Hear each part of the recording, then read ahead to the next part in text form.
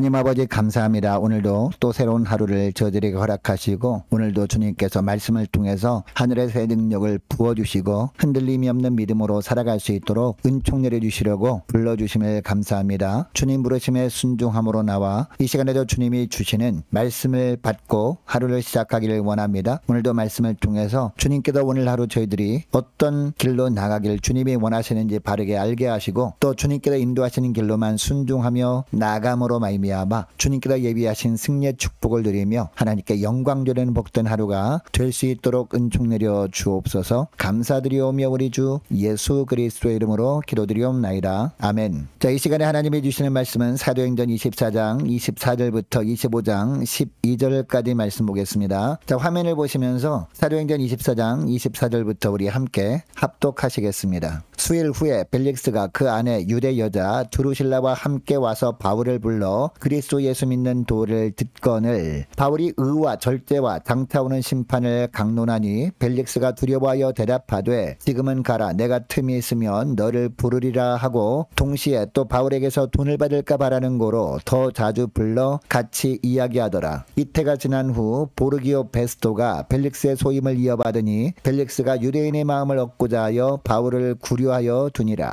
베스토가 부임한 지 3일 후에 가이사랴에서 예루살렘으로 올라가니 대제사장들과 유대인 중 높은 사람들이 바울을 고소할세 베스토의 호의로 바울을 예루살렘으로 옮기기를 청하니 이는 길에 매복하였다가 그를 죽이고자 함이더라. 베스토가 대답하여 바울이 가이사랴에 구류된 것과 자기도 멀지 않아 떠나갈 것을 말하고 또 이르되 너희 중 유력한 자들은 나와 함께 내려가서 그 사람에게 만일 옳지 아니한 일이 있거든 고발하라 하니라. 베스토가 그들 가운데서 8일 혹은 10일을 지낸 후 가이사랴로 내려가서 이튿날 재판자리에 앉고 바울을 데려오라 명하니 그가 나오매 예루살렘에서 내려온 유대인들이 둘러서서 여러 가지 중대한 사건으로 고발하되 능히 증거를 내지 못한지라. 바울이 변명하여 이르되 유대인이 율법이나 성전이나 가이사에게나 내가 도무지 죄를 범하지 아니하였노라 하니 베스토가 유대인의 마음을 얻고자 하여 바울더러 묻되 내가 예루살렘에 올라가서 이 사건에 대하여 내 앞에서 신문을 받으려느냐. 바울이 이르되 내가 가이사의 재판자리 앞에 섰으니 마땅히 거기서 신문을 받을 것이라. 당신도 잘 아시는 바와 같이 내가 유대인들에게 불의를 행한 일이 없나이다. 만일 내가 불의를 행하여 무슨 죽을 죄를 지었으면 죽기를 사양하지 아니할 것이나 만일 이 사람들이 나를 고발하는 것이 다 사실이 아니면 아무도 나를 그들에게 내줄 수 없나이다. 내가 가이사께 상소하노라 한데 베스토가 배석자들과 상의하고 이르되 내가 가이사에게 상소하였으니 가이사에게 갈 것이라 하니라. 아멘. 여러분, 이 땅에서 가장 행복한 사람은 어떤 사람일까요? 사랑하는 사람들과 함께 사는 사람도 물론 행복한 사람이라고 할 수 있습니다. 그러나 인생 전부를 걸 소중한 가치를 발견한 사람이 진짜 행복한 사람이라고 할 수 있습니다. 왜냐하면 인생을 다 산 후에 지나온 삶을 돌아보면서 결코 후회하지 않을 수 있기 때문이죠. 여러분, 행복을 이런 기준으로 볼 때 바울은 행복한 사람이었습니다. 세상적인 기준으로 보면 바울은 행복한 사람이라고 할 수 없을 겁니다. 사람들이 행복이라고 여기는 모든 것들을 모두 버린 사람이었기 때문입니다.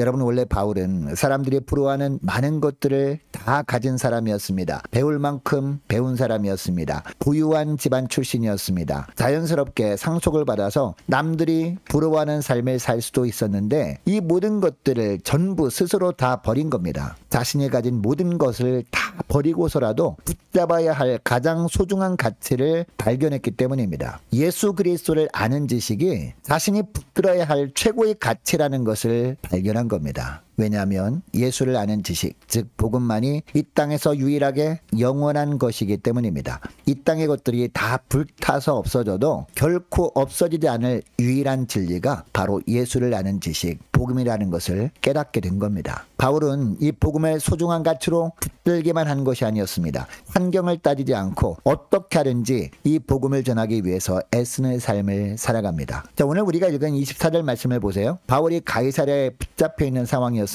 붙잡힌 수일 후에 벨릭스 총독이 자기 아내인 유대 여자 드루실라와 함께 바울을 불러서 만납니다. 자, 그런데 바울은 이 총독 부부를 만나자마자 어떻게 합니까? 자신의 억울함을 호소하지 않습니다. 24절 하반절 말씀 보시기 바랍니다. 그리스도 예수 믿는 도를 듣거늘 이라고 합니다. 이것을 보면 바울은 누구를 만나든지 기회를 엿보다가 틈만 나면 자신이 가장 소중한 가치로 여기는 복음을 전했음을 알 수 있죠. 자, 25절도 보시기 바랍니다. 25절 말씀도 보니까 바울이 의와 절제와 장차오는 심판을 강론하니 벨릭스가 두려워하여 대답하되 지금은 가라 내가 틈이 있으면 너를 부르리라 하고 라고 합니다. 여러분, 이 구절에서 의를 전했다는 것은 어떤 의미일까요? 이 땅에 사는 모든 사람들이 다 하나님 보시기에 불의한 자, 즉 심판에 해당하는 자로 살아가지만 예수 그리스도를 믿으면 그것을 하나님께서 의로 여겨주신다라는 말씀을 전한 겁니다. 그러나 예수 그리스도를 믿지 않으면 여전히 하나님 앞에 불의한 자가 되어서 장차 하나님의 심판을 피할 길이 없다라는 내용을 전한 겁니다.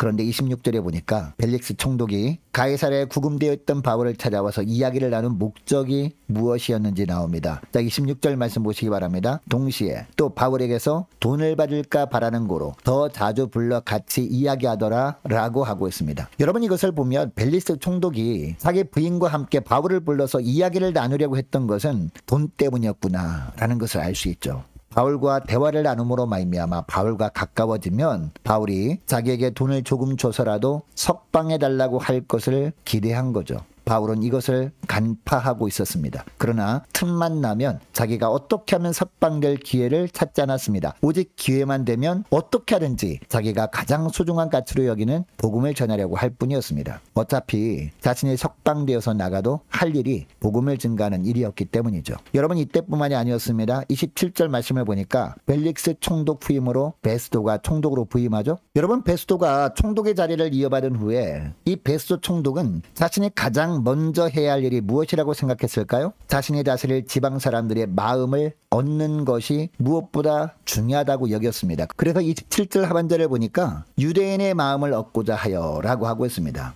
여러분, 그가 총독으로 부임할 때 전임자에게 업무에 대한 인수인계를 받았을 겁니다. 이때 무엇을 물어보았을까요? 자신이 다스려야 할 유대 땅에 사는 유대인들은 어떤 사람들이냐, 요즘 그 유대인들에게 어떤 문제가 있느냐라는 것을 물어봤을 겁니다. 여러분, 이때 어떤 대답을 했을까요? 유대인들과 바울과의 관계를 이야기했을 겁니다. 유대인들과 바울의 관계가 너무 안 좋아서 유대인들이 여러 죄목으로 바울을 고소했다라는 이야기를 했을 겁니다. 결국 유대인들이 법률 대리인인 더둘로라는 변호사가 고소를 하고 바울이 그 고소한 내용을 조목조목 반박했다, 이런 이야기를 했을 겁니다. 결론이 나지 않아서 바울을 일단 가이사랴에 구류해 두었다라는 이야기도 했을 겁니다. 이 말과 함께 지금 유대인들이 바울 때문에 굉장히 격앙되어 있다는 이야기도 합니다. 25장 1절을 보면 이렇게 인수인계를 3일 정도 한 것 같습니다. 부임한 지 3일 만에 가이사랴에서 예루살렘으로 올라갑니다. 인수인계를 받을 때 예루살렘에 사는 유대인들에 대한 이야기를 들었는데 이것을 확인하기 위해서 예루살렘에 가본 겁니다. 자, 6절부터 보면 총독이 예루살렘에서 가이사랴로 돌아옵니다. 그런데 7절을 보니까 이때 예루살렘에서 따라온 사람들이 있었습니다. 이전 총독이 있을 때 바울을 거짓 증거로 고소했던 그런 자들이었습니다. 이들이 총독이 바뀌자 다시 바울을 고소한 겁니다. 자, 8절부터 보니까 바울은 이번에도 이전처럼 담대하게 자신의 무죄를 입증하는 변론을 합니다. 그리고 10절에 보니까 바울은 로마의 가이사 법정에 상소를 합니다. 이렇게 함으로 말미암아 결국 바울은 이 가이사랴에서 2년 동안 구금되어 있다가 로마 황제의 법정에 서기 위해서 로마로 향하게 되는 겁니다. 여러분, 바울이 로마 법정에 상소를 함으로 말미암아 로마에 굳이 가려고 했던 이유가 뭘까요? 자기를 힘들게 하는 유대인들을 피하기 위해서가 아니었습니다. 로마 황제의 법정에 서길 원한다고 했던 것도 형식적인 이유였습니다. 진짜 이유가 뭐였습니까? 바울이 삶의 가장 귀한 가치로 여기는 복음을 로마까지 가서 전하고자 하는 그런 간절한 마음 때문이었습니다. 로마에 가서 로마에 있는 사람들에게 뿐만 아니라 세계 각지에서 로마에 온 사람들에게 복음을 전하고 싶었던 겁니다. 그러니까 땅 끝까지 자신이 가장 귀한 가치로 여기는 예수 그리스도의 복음이 전해지게 하는 일을 감당하고 싶었던 겁니다. 여러분, 예수님이 부활 승천하시기 전에 성령이 임하면 어떤 일이 있을 것이라고 하셨습니까? 너희가 권능을 받고 예루살렘과 온 유대와 사마리아와 땅 끝까지 이르러 내 증인이 되리라 라고 하셨거든요. 이 말씀대로 바울에게도 성령의 권능이 임하니까 삶 가운데 가장 소중히 여기는 가치가 달라진 겁니다. 복음을 무엇보다 최고의 가치로 여겨서 덜 가치 있는 것들을 내버리게 된 겁니다. 뿐만 아니라 기회가 있을 때마다 어떻게 하든지 이 복음을 전하고자 하는 인생을 살았다라는 겁니다. 여러분은 오늘날도 마찬가지입니다. 우리가 성령 받은 사람인지 아닌지 분별할 수 있는 방법이 있습니다. 나의 최고의 관심이 무엇인가를 보면 안다라는 거죠. 내가 기회만 되면 무엇을 하려고 하는지만 보면 안다는 겁니다. 여러분, 만일 우리가 언젠가는 사라질 이 땅의 것을 더 소중한 가치로 여기며 그것에 모든 관심을 두고 있다면 적어도 우리는 성령 충만한 그리스도인은 아닐 겁니다. 여러분, 주님께서는 어떤 사람의 삶을 책임져 주실까요? 바울처럼 성령 충만한 가운데 예수 그리스도의 복음을 삶의 가장 귀한 가치로 여기며 사는 사람, 이런 사람의 삶을 주님은 책임져 주시는 줄 믿습니다. 그래서 이 복음을 전하는 삶을 위해서 그동안 가장 관심을 주던 것들을 바울처럼 과감하게 버리는 사람, 만나는 사람마다 그들과 대화를 하다가 기회만 되면 예수를 전하는 사람, 이런 사람의 이 세상의 삶을 주님이 책임져 주시다가 때가 되면 주님께서 붙드시고 천국으로 인도해 주시는 줄 믿습니다. 여러분 이것을 기억하시고 오늘 기도할 때 이렇게 기도했으면 좋겠습니다. 주님, 예수 그리스도의 복음을 인생의 가장 귀한 가치로 여기며 살아갈 수 있도록 성령의 능력으로 온전히 사로잡혀 살게 하여 주옵소서. 때를 얻든지 못 얻든지 기회가 될 때마다 예수 그리스도의 복음을 전하며 살 때 모든 부분들을 주님께서 책임져 주시고 삶을 선하게 인도해 주시는 그런 축복된 하루하루 되길 원합니다. 간절히 기도하는 이 새벽 될 수 있기를 원합니다.